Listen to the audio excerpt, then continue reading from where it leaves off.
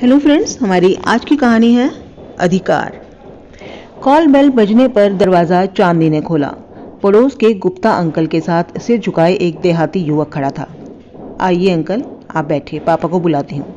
दोनों को drawing room में बिठाकर चांदनी अपने पापा को खबर देने अंदर चली गई। चांदनी के पापा को देखते ही गुप्ता जी के साथ वह युवक भी अभिवादन के लिए खड़ा हो गया। सबके बैठ जाने पर चांदनी के पापा ने पूछा, कहिए गुप्ता जी, क्या हाल है? लगता है आज मॉर्निंग वॉक से जल्दी ही लौट आए। गुप्ता जी के लंबे मॉर्निंग वॉक कार्यक्रम से पूरी कॉलोनी परिचित थी। जी हाँ, कल रात यह मेरा भतीजा राधेश्याम आ गया। रात में बातें करते करते बहुत देर हो गई। आज वॉक के लिए नहीं जा सका। राधे, यह तुम्हारे सिन्हा अंकल हैं, इस कॉलोनी के यही सेक्रेटरी हैं। राधेश्याम ने सिन्हा अंकल को बहुत आदर के साथ अभिवादन किया। बेटा, क्या करते हो? सिन्हा साहब ने स्नेहपूर्वक पूछा। जी, यहाँ कॉलेज में ग्रेजुएशन के लिए एडमिशन लिया है, धीमी आवाज़ में राधेश्याम ने जवाब दिया। बड़ा ज़हीन लड़का है राधेश्याम, हर इम्तहान में अव्वल आता रहा है। बिना बाप का बेटा है, भाभी ने इसे हमारे पास भेजा है। भाई साहब की यही एक निशानी है। यह तो सबसे अच्छी बात है, आपकी गाइडेंस इसे सही राह दिखाएगी। असल में राधे छोटे कस्बे से आया है, शहरी रंग ढंग से अनजान है। चांदनी बेटी इसी कॉलेज में पढ़ती है। चांदनी के साथ एक आध दिन कॉलेज चला जाए, फिर तो खुद ही रास्ता जान लेगा। आशा भरी दृष्टि से गुप्ता जी ने सिन्हा साहब को देखा। हाँ, इसमें कौन सी समस्या है? वैसे भी चांदनी फाइनल ईयर में है, सीनियर होने की वजह से राधेश्याम को शायद रैगिंग से भी बचा ले। आप तो जानते ही हैं, सीनियर्स नए स्टूडेंट्स की बुरी तरह से रैगिंग करते हैं। मैं अभी चांदनी से कह देता हूँ। सिन्हा साहब ने वहीं से चांदनी को आवाज़ दी। चांदनी के आने पर उन्होंने कहा, चांदनी बेटी, राधेश्याम को तुम्हारे ही कॉलेज में एडमिशन मिला है, इसके लिए यह शहर आया है। कल तुम्हारे साथ कॉलेज देख लेगा, फिर अपने आप चला जाया करेगा। उड़ती सी दृष्टि राधेश्याम पर डालकर चांदनी बस अच्छा ही कह सकी। पापा की बात पर ना कहना तो संभव ही नहीं था। दूसरे दिन शर्ट पैंट में राधेश्याम गेट पर खड़ा था। सिर में काफ़ी तेल डालकर उसने बाल बनाए थे। देखते ही चांदनी धीमे से देहाती कहीं का बुदबुदाई। राधेश्याम ने दोनों हाथ जोड़कर नमस्ते कहते हुए सिर झुका लिया। घर से कॉलेज जाने के लिए पापा ने चांदनी के लिए रिक्शा लगाया हुआ था। चांदनी के रिक्शा में बैठने की राधेश्याम प्रतीक्षा कर रहा था। आइए, एक और सरक कर चांदनी ने राधेश्याम के लिए जगह बना दी। संकुचित राधेश्याम ने बैठकर जब थैंक यू कहा तो चांदनी को जैसे आग लग गई। रास्ते भर चांदनी ने उससे कोई बात नहीं की। कॉलेज के गेट से काफ़ी पहले ही चांदनी ने रिक्शा रुकवा दिया। यही आपका कॉलेज है? मेरा डिपार्टमेंट कहाँ होगा मिस? यह बात तो कॉलेज के अंदर जाकर ही पता की जा सकती है। मैं नहीं जानती आपके क्या विषय हैं, कुछ रुखाई से चांदनी ने जवाब दिया। राधेश्याम के उत्तर की परवाह किए बिना चांदनी तेजी से कॉलेज के अंदर चली गई। पीछे पीछे राधेश्याम भी जाने लगा। सीनियर लड़कों का एक बड़ा सा ग्रुप रैगिंग के लिए किसी शिकार की प्रतीक्षा में खड़ा था। राधेश्याम को देखते ही आवाज़ लगाई, अरे चांदनी, यह किस अजायब घर का नमूना लाई हो यार? अमित ने आगे बढ़कर चांदनी को रोक लिया। अब क्या बताऊं अमित, हमारे पड़ोसी गुप्ता जी की सौगात है, कुछ मुस्कुरा कर चांदनी ने धीमे से कहा। तब तक लड़के राधेश्याम को घेर चुके थे। एक ने पूछा, हाँ भाई, आपका शुभ नाम? राधेश्याम। वाह वाह, क्या बात है, अजी राधे के श्याम, आपकी राधा कहाँ है? राधा जी तो घर के मंदिर में है, सादगी से राधेश्याम ने जवाब दिया। यानी आपकी राधा घर के मंदिर में अपने श्याम की प्रतीक्षा कर रही हैं। उन्हें छोड़कर आप यहाँ क्या करने आए हैं श्याम जी? जी, यहाँ पढ़ाई करने आया हूँ। वाह, क्या बात कही है, जैसे हम सब तो यहाँ क्रिकेट खेलने आते हैं। लड़कों के ठहाकों ने राधेश्याम का चेहरा लाल कर दिया।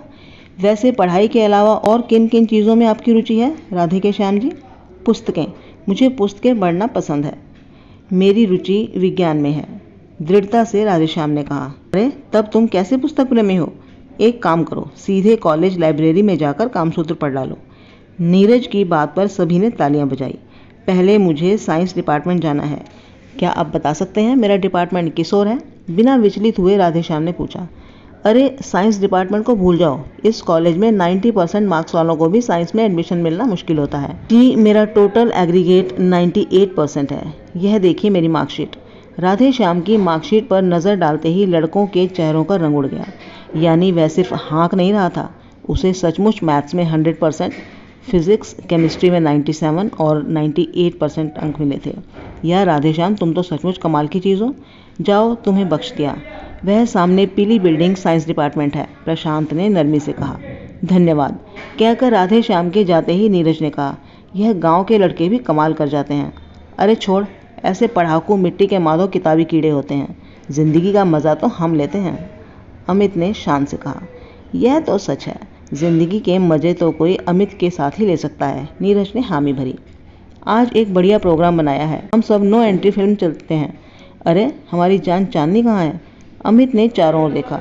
वह तो राधे श्याम को हमारे हवाले करके चली गई थी, प्रशांत ने जानकारी दी। कमाल हो गया, उनका जाना हमने जाना ही नहीं। वाह क्या डायलॉग बन गया। अपनी बात पर स्वयं अमित मुग्ध था। जब लोग चांदनी के पास पहुंचे तो क्लास बंक करने की बात चांदनी को ठीक नहीं लगी। आज मिस वर्षा का हिस्ट्री पीरियड है, उसे मिस नहीं कर सकती, चांदनी ने कहा। अच्छा, तुम्हारी मिस वर्मा गड़े मुर्दे ही तो उखाड़ेंगी, कल आकर उनके फोटो ले लेना। नो एंट्री मिस करोगी तो हम सबका प्रोग्राम चौपट हो जाएगा। क्यों, मेरे ना जाने से सबका प्रोग्राम क्यों चौपट हो जाएगा? चांदनी ने बनते हुए कहा। जैसे तुम नहीं जानती, अगर चांदनी नहीं तो भला यह अमित जाएगा? नीरज ने मजाक किया। कम से कम मेरे पैसों पर तो तरस खाओ, एडवांस बुकिंग कराई है, नाटकीय अंदाज में अमित ने कहा। क्यों, क्या थोड़े से पैसे बेकार जाने से तुम्हारे पिता के धन के भंडार में कमी आ जाएगी? अमित, जानती हूँ उनका पैसा किस बेदर्दी से खर्च करते हो, चांदनी ने सच्चाई बयान की। अमित शहर के मशहूर उद्योगपति का बेटा है, यह सब जानते थे। अरे पापा का भंडार कुछ तो खाली हो, इसलिए आज नई मर्सिडीज लाया हूँ, उसे तो इनॉग्रेट करोगी ना? सच? तब तो चलना ही होगा, नीरा और श्वेता भी चलेंगी। नो प्रॉब्लम, हॉल में अगर सीट ना हुई तो भी एक्स्ट्रा चेयर डलवा दूंगा। You are really great Amit, Neera ने मुस्कुराकर कहा। सब हंसते हुए अमित की नई मर्सिडीज में नो एंट्री में एंट्री लेने चल पड़े। पिक्चर के बाद अमित चांदनी को घर छोड़ने जाना चाहता था, पर चांदनी को डर था कि अगर किसी परिचित ने देख लिया तो घर में शिकायत ना हो जाए, अतः उसने रिक्शे में जाना तय किया। चांदनी के डर पर अमित ने दृढ़ स्वर में कहा, एक ना एक दिन तो हमें अपने मन की बात घर वालों को बतानी ही है, तो आज ही क्यों नहीं? चांदनी, तुम किस बात से डरती हो? मुझ पर विश्वास है ना? तुम पर तो अपने से ज्यादा यकीन है अमित, वरना क्या तुम्हारे साथ यूं ही आ जाती? पिछले 2 वर्षों से अमित और चांदनी की मित्रता प्रेम में बदल चुकी थी। साथियों से भी यह बात छिपी नहीं रह गई थी। इतना कुछ होने के बावजूद अभी उनके बीच विवाह का प्रश्न नहीं उठा था। चांदनी का तर्क था, पढ़ाई पूरी किए बिना विवाह करने वाले गलती करते हैं। दौलत के बावजूद हर इंसान को आत्मनिर्भर होने की योग्यता अवश्य पा लेनी चाहिए। दूसरे दिन एक पुरानी साइकिल के साथ राधे श्याम चांदनी के गेट के बाहर खड़ा प्रतीक्षा कर रहा था। उसे देखते ही चांदनी झुंझला उठी। चांदनी के रिक्शा के पीछे पीछे राधे श्याम साइकिल पर आ रहा था। कॉलेज में प्रविष्ट होने पर राधे श्याम पूछ बैठा, कल आप कॉलेज से घर नहीं लौटी? मैं प्रतीक्षा कर रहा था। क्यों, क्या आप मेरे बॉडीगार्ड हैं जो मुझ पर नज़र रखेंगे? मुझसे आपको कॉलेज का रास्ता दिखाने को कहा गया था, दिखा दिया। अब हमारे रास्ते अलग अलग हैं, रुखाई से चांदनी ने कहा और अपने डिपार्टमेंट की ओर चली गई। राधे श्याम का चेहरा उतर गया। दिन महीने बीतने लगे। पहले के मुकाबले राधे श्याम अब कुछ बदलने लगा था। चेहरे पर आत्मविश्वास झलकता था। पता नहीं जानबूझकर या अनजाने में ही चांदनी के कॉलेज जाते आते अक्सर राधे श्याम अपनी साइकिल पर उसके रिक्शा के पीछे दिख ही जाता था। ताज्जुब तो सबको उस दिन हुआ जब कॉलेज डिबेट में राधे श्याम को प्रथम पुरस्कार दिया गया। कॉलेज में सेक्स शिक्षा होनी चाहिए विषय के पक्ष में तर्क देकर उसने सबको हैरान कर दिया। डिबेट के बाद बाहर इसी विषय पर जोरदार चर्चा चल रही थी। नीरज का कहना था, जिसे हम देहाती गंवार समझते थे वह ऐसे विषय के पक्ष में बोला। पहले दिन क्या कह रहा था कि उसकी तो बस साइंस में रुचि है, अमित ने व्यंग्य भरे लहजे में कहा। अरे छोड़, हाथी के दांत दिखाने के और खाने के, और मुझे तो लगता है पूरा घाघ है ये राधे श्याम, नीरज ने अपनी राय दी। मेरा तो कहना है आजकल तो सब स्कूल से ही सीखे पड़े आते हैं, अमित हंस पड़ा। अमित, आज कोई नया प्रोग्राम नहीं है? प्रशांत ने जानना चाहा। क्यों नहीं, हम तो यारों के यार हैं। एक नया रेस्टोरेंट खुला है, सुना है वहाँ कॉफ़ी और बर्गर कमाल के बनते हैं, आज वहीं चलते हैं। चांदनी आर्ट्स डिपार्टमेंट के सामने श्वेता और नीरा के साथ खड़ी थी। अमित ने वहाँ पहुंचकर प्रस्ताव रखा। चांदनी, आज एक धाकड़ प्रोग्राम है, चलो, आज मेरी ओर से ट्रीट है। क्यों, क्या कोई तीर मारा है? नीरा ने कहा। अरे हम तो हमेशा ही कुछ नया करते हैं, जल्दी करो चांदनी। नो अमित, रोज़ रोज़ क्लास बंक करने के लिए हम यहाँ नहीं आते। अरे हम तो यहाँ टाइम पास करने आते हैं, पढ़ने लिखने में मेरा बिल्कुल मन नहीं लगता। करना भी क्या है पढ़कर, पैसे कमाने के लिए पापा ही काफ़ी हैं, शान से अमित ने कहा। यह ठीक नहीं, अगर पढ़ाई में मन नहीं लगता तो मन लगाओ। Oh don't be a granny Chandni, हम दोस्त हैं और ज़िंदगी साथ गुजारने वाले हैं। मेरी पसंद नापसंद तो तुम्हें माननी ही होगी। आफ्टर ऑल मैं तुम्हारा पति रहूँगा। अमित की आवाज़ में पुरुष का अहम बोल उठा। रहने दीजिए जनाब, चांदनी उन लड़कियों में से नहीं है। जो पति को परमेश्वर मानकर उसकी हर सही गलत बात मानकर चले। हमारा अपना वजूद है, समझे? कुछ तैश में चांदनी ने जवाब दिया। देखा जाएगा लड़कियों को किस तरह बीवी बनाकर रखना है, कम से कम मुझे सीखने की ज़रूरत नहीं है। अमित के स्वर में अजीब सा तीखापन आ गया था। तभी चांदनी का मोबाइल घनघना उठा। घर से माँ का फ़ोन था। किसका फ़ोन था? मम्मी का। मम्मी पापा को कहीं जाना है, घर की चाबियाँ गुप्ता अंकल के घर से लेनी है। अरे वाह, इसका मतलब हम दोनों कॉफ़ी हाउस तो चल ही सकते हैं। अमित खुश हो गया। नहीं अमित, हमें वक्त पर घर पहुंचना है। रोज़ रोज़ क्लासेस बंक करना हमें मंजूर नहीं। तुम भी अब सीरियस हो जाओ। अजी जनाब, मैं तो बस अपनी चांदनी के लिए ही सीरियस हूँ। यह लो तुम्हारा फ़ोटो खींच लिया। रहने दो, ऐसे फ़ोटो खींचने की सुविधा हमारे मोबाइल में भी है। कुछ गर्व और प्यार से चांदनी ने अपने मोबाइल को सहलाया। उसे यह मोबाइल पापा ने उसके 18वें बर्थडे पर गिफ्ट किया था। उसे पाकर चांदनी कितनी खुश हो गई थी। घर वापसी के समय राधे श्याम की साइकिल पीछे आती देख चांदनी की त्योरियां चढ़ गई। पापा से बात करके इस चिपकू से पीछा छुड़ाना ही होगा, उसने सोचा। चांदनी को अपने घर में जाते देख राधे श्याम का चेहरा खिल उठा। आप चाचा जी के पास जा रही हैं? हाँ, आपकी शिकायत जो करनी है। मेरी शिकायत? क्यों? राधे श्याम हड़बड़ा गया। हमारे रिक्शा का पीछा जो करते हैं आप, क्या अब भी रास्ता भूल जाने का डर है? नहीं, पर हमारा रास्ता एक है, बस इसलिए। नहीं, हमारे रास्ते ना एक हैं ना कभी होंगे। प्लीज़ हमारा पीछा ना किया कीजिए। बेकार लोगों को कुछ ही कहने का मौका मिल जाएगा। मैं ऐसी वैसी कोई बेकार की बात नहीं चाहती, चांदनी सख्ती से बोली। ठीक है, पर आप मेरी शिकायत तो नहीं करेंगी? देखा जाएगा। राधे श्याम के भयभीत चेहरे को देखने में चांदनी को बड़ा मज़ा आ रहा था। फिर मन ही मन मुस्कुराती हुई वह आगे बढ़ी। चांदनी अपने कमरे में टीवी देख रही थी। अचानक उसका मोबाइल बज उठा। ऑन करते ही जो तस्वीर स्क्रीन पर आई, उसे देखते ही चांदनी के हाथ पांव ठंडे पड़ गए। चांदनी के चित्र के साथ एक अश्लील संदेश लिखा हुआ था। स्तब्ध चांदनी की नज़र उस चित्र और संदेश पर अटक गई। यह कैसे संभव था? माथे पर पसीने की बूंदें छलछला आई। वह जड़वत बैठी रह गई। तभी मोबाइल फिर बज उठा। मोबाइल ऑन करने की उसकी हिम्मत नहीं पड़ी। रिंग लगातार बज रही थी। आखिर चांदनी ने मोबाइल ऑन किया।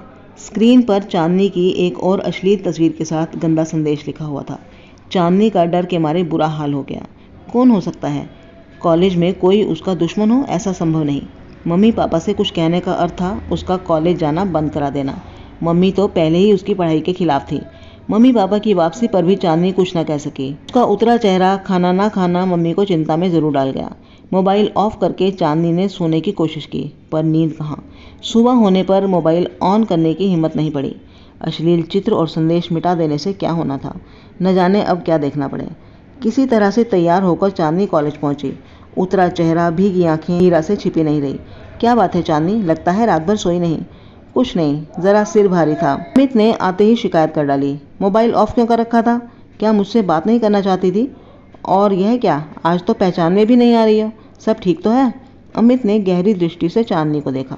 चांदनी की आंखें डबडबा उठी। अरे रे, क्या हुआ? चांदनी, मुझे नहीं बताओगी? मैं तुम्हारा दोस्त हूँ, अमित ने प्यार से चांदनी के कंधे पर हाथ रखकर कहा। अमित, हमारे मोबाइल पर किसी ने हमारी गंदी तस्वीरें और संदेश भेजे हैं। चांदनी का गला भर आया। तो ये बात है। ज़रूर किसी ने शैतानी की है। घबराओ नहीं, पता करता हूँ। कुछ देर सोचने के बाद अमित की आंखों में चमक आ गई। चांदनी, क्या तेरा नंबर उस राधे श्याम के पास है? हाँ, पर क्यों? अरे तू नहीं जानती, यह बुद्धू टाइप दिखने वाले लोग अंदर से कितने घाघ होते हैं। याद नहीं, उस दिन सेक्स एजुकेशन के पक्ष में क्या बढ़ चढ़कर भाषण दे रहा था? आई एम श्योर यह उसी की कारस्तानी है। पर उसके पास मोबाइल कहाँ है? कमाल है, तुझे इतना भी नहीं पता। उसके चाचा जी ने अपने प्यारे भतीजे को अपना पुराना मोबाइल दे रखा है।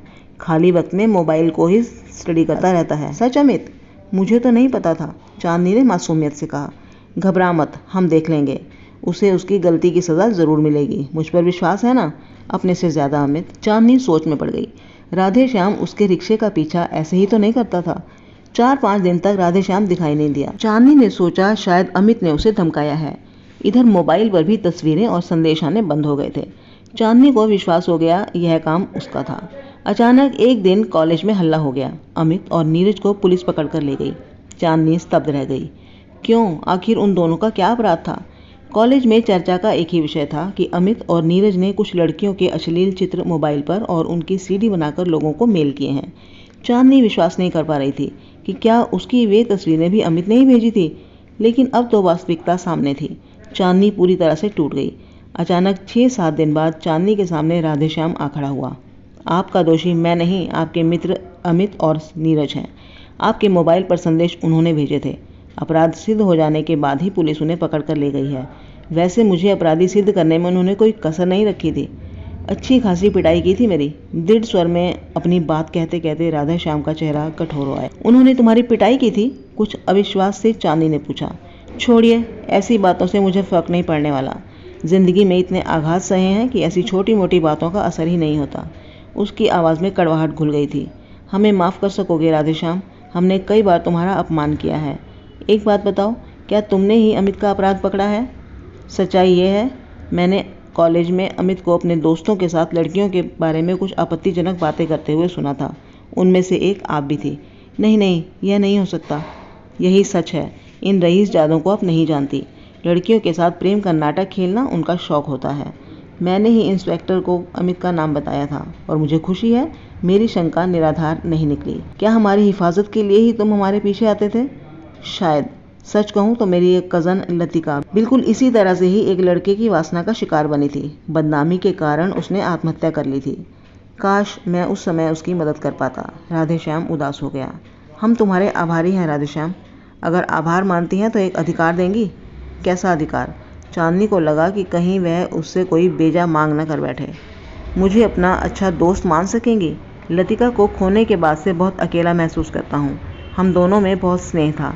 क्या आपसे एक पारिवारिक दोस्त का हक पा सकता हूँ? उसकी उम्मीद भरी दृष्टि चांदनी के मुख पर जमी थी। ज़रूर राधेश्याम, चांदनी ने मुस्कुराकर कहा। चांदनी की मुस्कुराहट में राधेश्याम ने अपनी मुस्कुराहट भी मिला दी।